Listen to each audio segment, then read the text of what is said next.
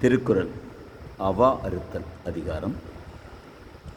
தூய்மை என்பது அவாவின்மை, மற்றது வாய்மை, வேண்ட வரும். ஆசை இல்லாமல் இருப்பது மன தூய்மையாகும். உண்மையாக நடந்தால் ஆசை வராது. வேண்டுங்கால் வேண்டும்